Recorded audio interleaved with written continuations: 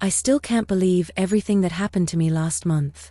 I need to share this with someone because I haven't been able to sleep properly since.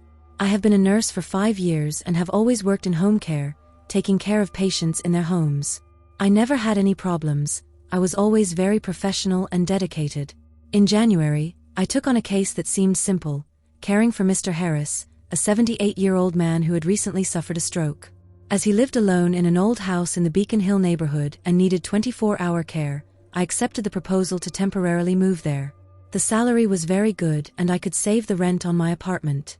At the time, I thought I was lucky, but today I bitterly regret that decision. On the first day, I realized that there was something strange in that house.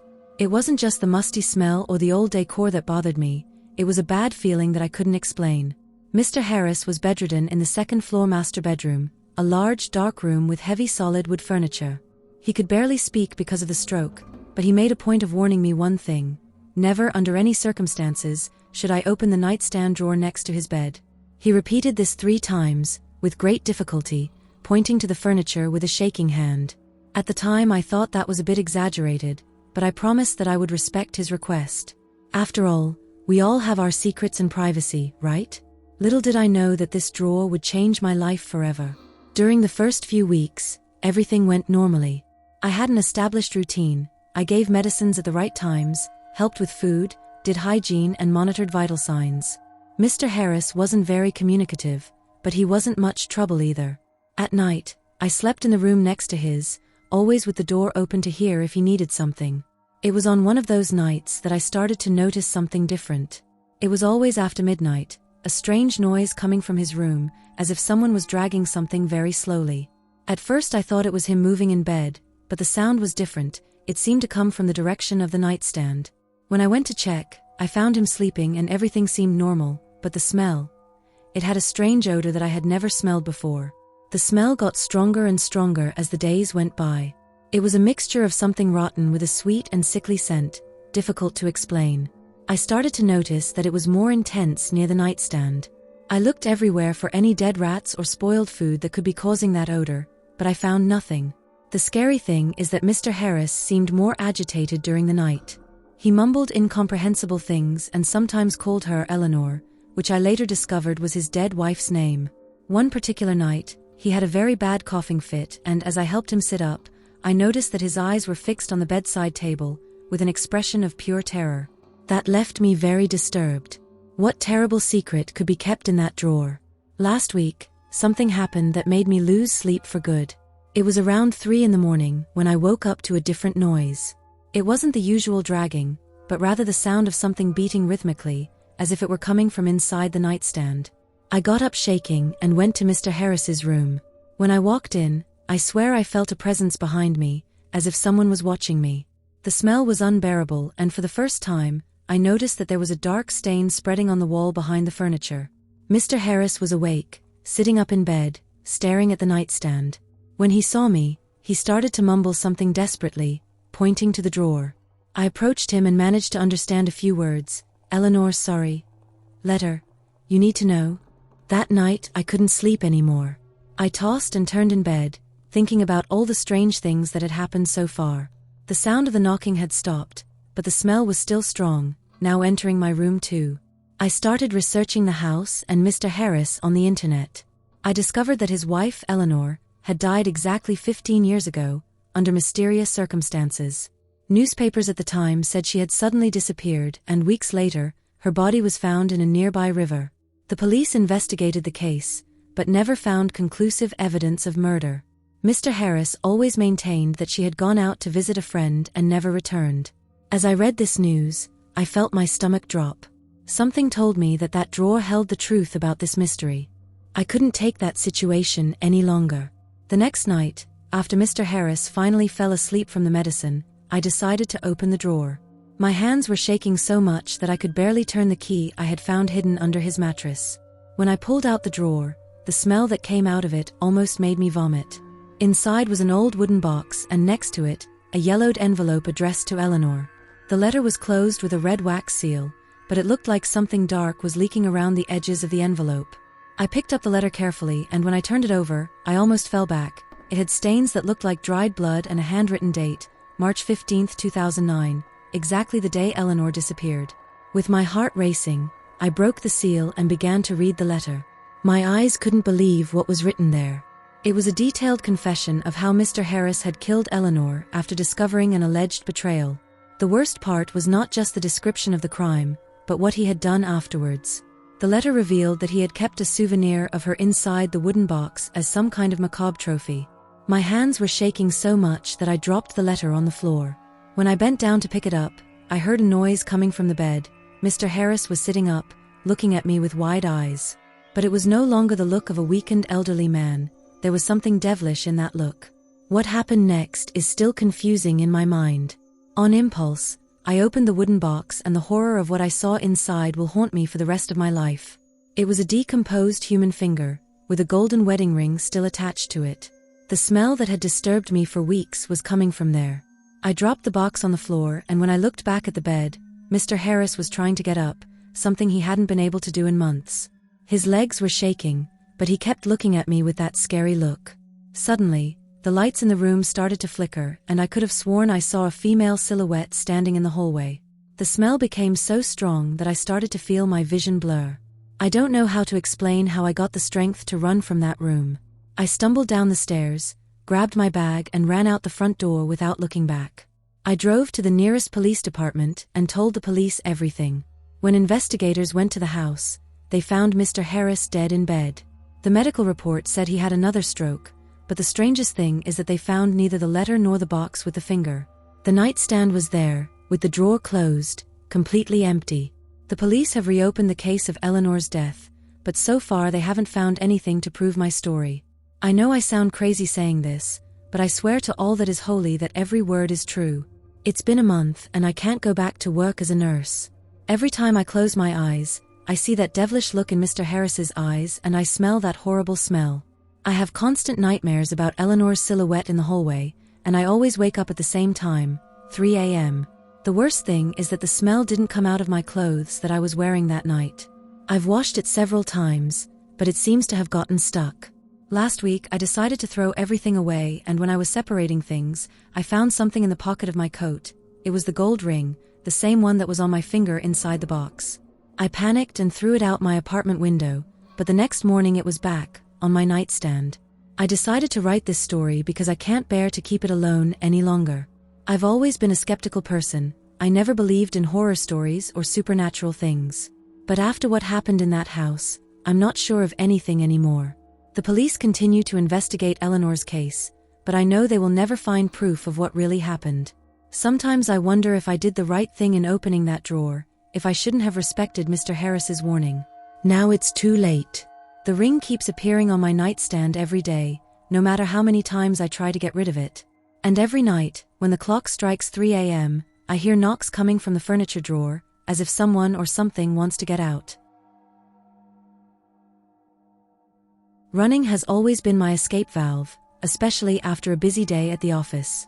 Almost 2 years ago, I established a running routine in Park, which is a few blocks from my apartment.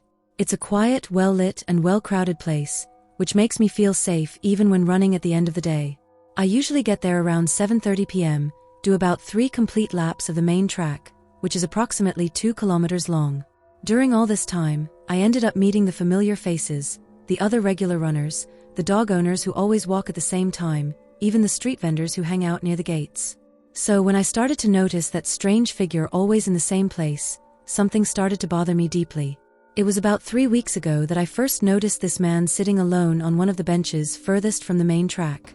He always wore a dark coat, seemed to be quite tall even when sitting, and remained completely still, staring at the small artificial lake in the park. At first, I didn't pay much attention. After all, it's common to see people contemplating the landscape there. But after a week, I began to notice a disturbing pattern.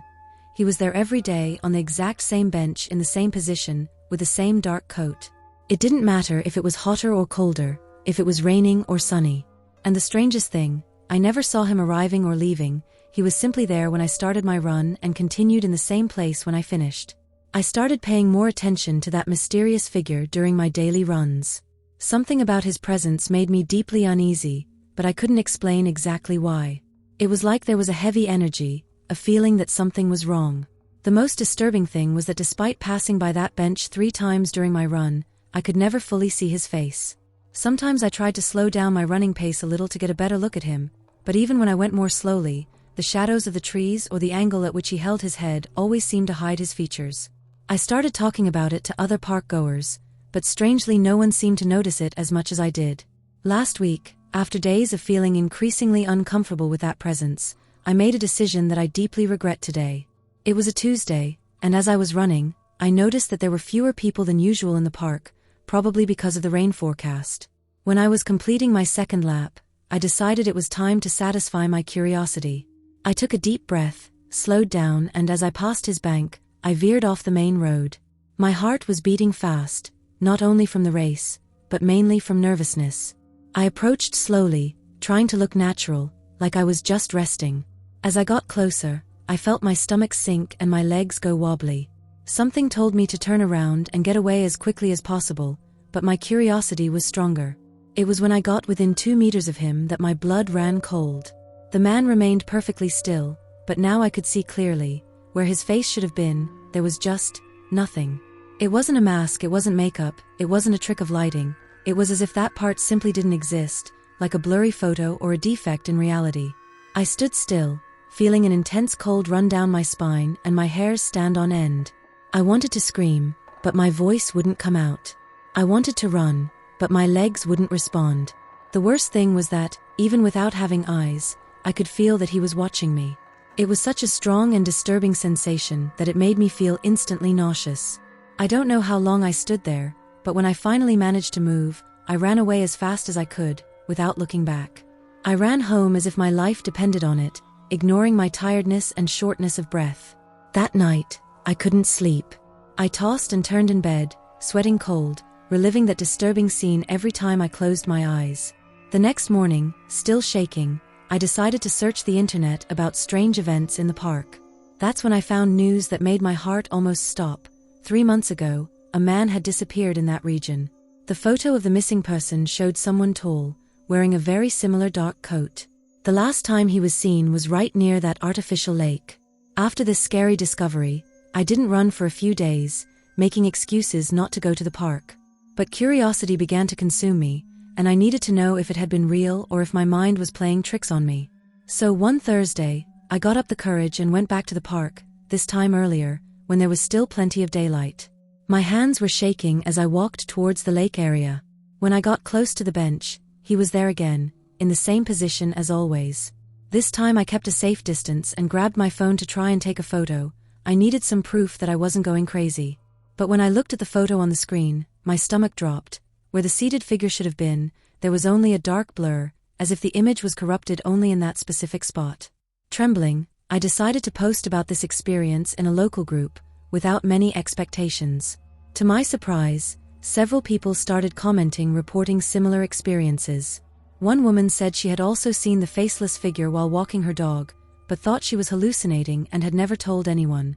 Another man commented that his 5-year-old son always pointed to that bench and said there was a sad man sitting there, even when apparently no one was there. The most disturbing thing was the comment from a park security guard. He said that several people had already reported this strange figure, but every time they went to check, the bench was empty.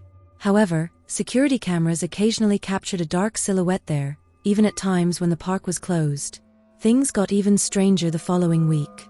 I decided to change my running time to earlier, around 4 p.m., thinking daylight would make me feel safer. That's when I noticed something that left me completely cold. As the sun was setting, the shadow of the figure on the bench didn't move like the other shadows. While all the shadows in the park lengthened and changed direction with the movement of the sun, his remained in exactly the same place, as if disconnected from reality. That day, other people also noticed. I saw a group of teenagers pointing and whispering, and a man who always walks with his wife stopped, took off his glasses, cleaned the lenses and looked again, clearly disturbed by what he was seeing. Driven by a mixture of fear and curiosity, I began to research more about the missing man. I discovered that his name was Alex Blake, 42 years old, and that he used to go to the park every day before his disappearance. According to family reports and local news reports, he was going through severe depression after losing his job and getting divorced. On the day he disappeared, he had gone for a walk in the late afternoon and was never seen again. The scariest thing is that in the last messages he sent to his sister, he talked about feeling invisible to the world, as if he was losing his own identity. Reading this made my entire body shiver, mainly because Alex's physical description perfectly matched the figure I saw, tall, always wearing a dark coat. One night, unable to bear the situation any longer, I decided to try to communicate with the figure. I know it sounds crazy, but I needed to understand what was happening. I arrived at the park early, when there were still a few people around, and approached the bench. My legs were shaking so much that I could barely stand. I mustered up all the courage I had and whispered hi. Nothing happened for a few seconds, but then I felt a change in the air, as if the temperature had suddenly dropped drastically. The figure slowly turned its head towards me. It was the first time I had seen it move. Where his face should have been, there now seemed to be a sort of dark fog, like thick, static smoke. I felt an inexplicable pressure in my chest, as if all the air had been sucked out of my lungs. Most disturbing was what happened next. I started to hear a low humming sound, which gradually increased. It wasn't a sound that came from outside, it seemed to be inside my own head. Along with the tinnitus, I began to feel a deep, crushing sadness, a sense of emptiness and loneliness that was not mine. It was like I was experiencing someone else's feelings, or whatever that thing was. The lights in the park started to flicker, and I saw that other people noticed it too, looking at the lampposts in confusion. At that moment, I felt something I will never forget. A cold hand touched my arm. I couldn't look directly, but in my peripheral vision, I saw that it was a colorless, almost translucent hand, coming out of the sleeve of that dark coat. At that moment, I was absolutely sure that I needed to get out of there immediately. When I was able to move, I ran towards the park's main gate. During the desperate escape, I tripped several times and almost fell. As I ran, the lights kept flashing, and that buzzing in my head wouldn't stop. The worst thing was that I could feel that I was being followed, not by footsteps or sounds, but by that same cold sensation and that crushing emptiness. When I finally got home, I locked all the doors and windows, closed all the curtains and stayed huddled in my room, crying with fear. That night, I dreamed about Alex. In the dream, he was sitting on that same bench, but this time he had a face, a sad, tired face, of someone who had lost all hope. In the days that followed, something even stranger began to happen. Every time I looked in the mirror for a split second, my reflection looked different. It was as if, for the briefest of moments, my own face began to blur, as if it were fading away. It only lasted a blink, but it was enough to make me panic. I started avoiding mirrors and reflective surfaces. I stopped running, changed my routine completely, and even thought about moving to another neighborhood. The scariest thing is that, even without going back to the park, sometimes, when I'm alone at home, especially at night, I feel that same presence. It's as if, after that contact, something had remained embedded in me, following me, observing me. Last night, something happened that made me decide to share this story. I was coming back from work, it was around 8 p.m., and I had to pass in front of the park. It was the first time it felt cold that night. When I looked toward the bench, he was there, as always. But this time there was something different. Next to him, there was another figure sitting, also wearing a dark coat. I froze on the sidewalk when I realized that this second figure had the same characteristics, faceless, completely static. It was then that I noticed something that made my blood run cold. The coat that the second figure was wearing was exactly the same as the one I was wearing at that moment. I ran out of there and didn't stop until I got home. I'm writing this now because I need someone to believe me. I need this to be recorded somewhere. I'm afraid of what's happening and what could happen. Since last night, I have avoided being alone and kept all the lights on. But the worst thing is that that feeling of being watched only increases. And now, every time I pass near a window or reflective surface, I'm afraid of what I might see, or rather what I might no longer see. If anyone here has experienced something similar or knows more about Alex's case, please tell me. I need to understand what's happening before it's too late. Sometimes I wonder if that figure on the bench is really Alex or if it's something older, something that maybe made Alex disappear and is now, well, you know, what if I'm next? It's been over a month, but I still can't stop thinking about what happened that night. My girlfriend Laura and I were returning from a wedding in Salem, in the interior of Massachusetts, and we decided to take an alternative route to avoid the traffic on the main highway. It was around 11 p.m. when we entered a secondary road, one of those curvy ones that cut through the interior. The GPS even worked, but the signal was terrible and kept fluctuating. We had been there for almost 2 hours without seeing any gas station or place to eat, and our last snack had been at the party, around 7 p.m. Laura was complaining about being hungry, and to be honest, my stomach was also growling badly. That's when we saw a slightly faded sign indicating a snack bar 2 kilometers away. I remember that I was relieved, because in addition to being hungry, I was already tired from driving and needed to stretch my legs. When we arrived at the place, it was one of those old roadside diners, all made of wood, with an old bright sign saying, Billy's Roadside Diner. The place seemed a bit stuck in time, you know? Like those establishments from the 80s that we see in old movies. There were about 3 cars in the dirt parking lot, and you could see some people inside through the fogged-up windows. Laura even asked if it wasn't better to look for another place, but I argued that we didn't know when we would find another establishment open at that time. As soon as we entered, I was hit by a strong smell of old fried food mixed with cigarettes. The place was lit by fluorescent lights that flickered softly, giving everything a slightly sickly appearance. The tables were those covered with plastic, some with small tiers patched with tape. There were about 5 customers scattered around the room, all looking tired and looking down, focused on their dishes. What caught my attention was the silence. Despite the people, you couldn't hear any conversations, just the muffled noise of the old television playing a football game in black and white. A lady of about 60, wearing a faded uniform and a stained apron, came to assist us. She had a strange way of moving, as if her gestures were somewhat mechanical. His skin was very pale and his hands shook slightly as he took our orders. We opted for the dish of the day, which was amazingly cheap, 2 meatloaf with mashed potatoes, corn and fries for less than 15 reais each. Laura also ordered a soft drink and I ordered a water. The waitress said almost nothing, just shook her head and walked away towards the kitchen. That's when I noticed that his footsteps didn't make any noise on the old wooden floor, which normally creaked when we walked. The dishes arrived in less than 10 minutes, served by the same silent lady. The food looked normal, but as soon as I took the first bite, it tasted different. It wasn't exactly bad, but there was something strange about it that I couldn't quite put my finger on. It was as if there was an aftertaste of something burnt, even though the food was well prepared in appearance. Laura also noticed and we exchanged worried looks, but we were so hungry that we continued eating. Throughout the meal, I had the uncomfortable feeling that we were being watched, not only by the other customers, but also by the employees who occasionally appeared in the room, a middle-aged cook and a young boy who appeared to be a waiter. What disturbed me most was when I tried to strike up a conversation with the waitress when asking for the bill. I asked how long the diner had been operating there, and she just stared at me with dull eyes for a few seconds before muttering something like a long time. His lips barely moved and his voice came out as a hoarse, barely audible whisper. When I handed him the card, his hands were cold to the point where I was scared by the contact. Laura squeezed my arm at that moment, and I noticed that she was also uneasy. We paid quickly and practically ran to the car.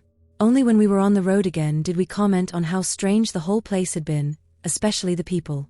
The next day, we arrived in Hartford, Connecticut around 11 a.m. and stopped at a gas station to get gas. As the gas attendant filled the tank, I commented on the strange diner we found the night before. That's when my blood ran cold. He looked at me confused and said that the only diner on that stretch of road was Billy's Roadside Diner, but that it had burned down over 8 years ago. According to him, it was a tragedy that marked the region. The fire started in the kitchen during the night and spread quickly through the wooden structure. 5 people died, including the owner, his wife who was a waitress, his son who helped with service and 2 kitchen staff. I tried to argue that we had been there the night before, that we had even eaten and paid the bill. I even showed the card receipt, but when I looked at the invoice through the bank app, the transaction wasn't there. The gas station attendant called his older colleague, who confirmed the story of the fire and added that the place has been abandoned since then, with only the charred ruins still visible on the side of the road. Laura, who was in the car, started crying at that moment. She took out her cell phone and tried to show a photo she had taken of the place, but when she opened the gallery, the image was completely black, as if it had been digitally burned. Desperate, we decided to go back the same way to confirm the story. The stretch of road looked different in daylight, but we were able to locate the exact spot where the diner was supposed to be. And there it was, or rather, what was left of it. A burned-out, abandoned structure, with boards black and twisted from the fire, weeds growing everywhere, and a fallen, rusted sign that still read Billy's Roadside Diner. The smell of burning still lingered in the air, even after so many years. Laura started to feel sick and had to vomit right there. When she recovered, she showed me dark spots on her hands, It was as if the soot from the night before was embedded in our skin, even after we had showered. In the days that followed, I began obsessively researching the case. I found old news reports about the fire, and my heart almost stopped when I saw the photos of the victims. The lady in the faded uniform who served us, the middle-aged cook and the young waiter, they were exactly the people we had seen the night before. But what scares me most is that, since that night, both Laura and I have constantly felt a burning taste in our mouths, especially during meals. We've been to doctors, dentists, and had several tests, but nothing explains this feeling. It's as if that single meal left a permanent mark on us. A few nights ago, I was going through my wallet and found something that made me have an instant panic attack. Hidden among some papers was the physical proof of that night's card, something I was sure didn't exist, as the transaction never showed up at the bank. The paper was singed at the edges, as if it had been partially burned, and the text was barely legible. But what made me lose my breath was the printed date. It showed exactly 8 years ago, on the day of the fire. This means that, in some inexplicable way, Laura and I not only visited that place on a random night, but literally had dinner there the night it all caught fire. The scary thing is that now, whenever we pass a roadside diner at night, we can swear we see those same people watching us through the windows. The lady in the faded uniform, the cook and the young waiter, all with pale skin and dull eyes. Laura says that sometimes, when she is alone at home, she smells old frying and smoke. Last week she woke up screaming in the middle of the night, saying she dreamed of the waitress standing over our bed, holding a tray of burnt dishes. I try to convince myself that it's just our minds playing tricks, traumatized by the discovery of what really happened, but deep down I know there's something more. Something I can't explain. Something happened yesterday that made me decide to share this story here. I was cleaning out some old files on my phone when I found some audio that I didn't remember recording. The date showed that it was recorded that night, and when I pressed play, I almost dropped the phone. It was the ambient sound of the cafeteria, with that old TV playing football in the background. You can clearly hear the moment we order the food, but the waitress's voice is distorted, as if she were underwater. At the end of the audio, there is a noise that sounds like creaking wood and muffled screams, exactly what I imagine the start of the fire must have been like. I deleted the file immediately, but now I can't stop thinking, did I accidentally record the exact moment it all happened, 8 years ago? Laura and I can no longer travel at night. In fact, we avoid going on secondary roads as much as possible, even during the day. Last week I needed to go on a work trip, and when I stopped for dinner at a gas station snack bar, this time well lit and busy, I smelled that same smell of old burnt frying. When I looked at the counter, I swear I saw the lady in the faded uniform watching me, but when I blinked she wasn't there anymore. The worst thing is that, when I left the bathroom, I noticed that my hands were dirty with soot, even though I hadn't touched anything that could get me dirty like that. It's as if that night created a permanent connection between us and that place, or rather between us and the people who died there. I've tried to find other people who may have had the same experience. I searched forums, Facebook groups, conversations on websites specializing in paranormal events. I found some vague reports from travelers who said they saw lights and movement in the burned-out diner building at night, but nothing as concrete as what we experienced. A man came to me by message saying he also ate there after the fire, but when I tried to arrange a meeting to talk in person, he disappeared. Your social media profile simply disappeared, as if it had never existed. What haunts me most is thinking about what really happened that night. Could it be that we somehow passed through some kind of time portal and were actually there on the day of the fire? Or do those people, trapped between life and death, continue serving meals to unsuspecting travelers, reliving their last night of work forever? I don't know which is worse. Sometimes I wake up in the middle of the night smelling smoke and with that taste of burnt food in my mouth. Laura says she sometimes sees figures in faded uniforms walking through the halls of our house. None of us can explain what happened, and maybe that's for the best. I just know that I will never stop at unfamiliar fast food restaurants at night again, and I suggest that you don't either. Some places and some people should remain only in memories, not serving meals to the living.